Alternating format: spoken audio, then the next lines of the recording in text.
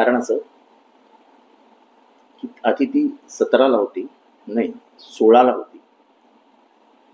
16ला ईद ए मिलादुल नबीच्या मिरवणुका निघाडल्या असत्या तर त्या रात्रीपर्यंत चालल्या असत्या, कारण का त्या मुंबईत खिलाफत हाऊसवरनं सुरू होतात आणि मुंबईतले गणपती ज्या रस्त्याने जातात त्याच रस्त्यावर त्यांची मिरवणूक असते.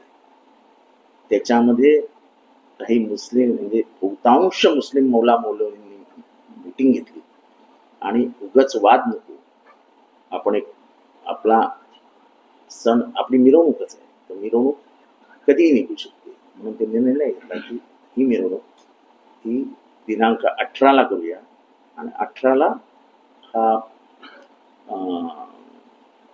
जो सण आहे हा आपण 18ला साजरा. मला वाटतं की ही सामंजस्याची भूमिका आहे.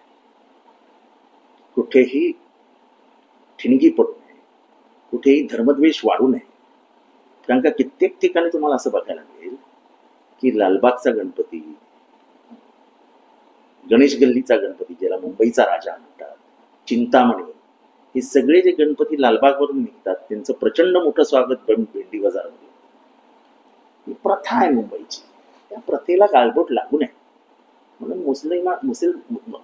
इस्लामला किंवा मुसलमान समाजामध्ये जे मोठे मोठे नेते, धार्मिक नेते, त्यांनी हा निर्णय घेतला आणि मला वाटतं की त्यांच्या ह्या निर्णयाचं कौतुक केलं.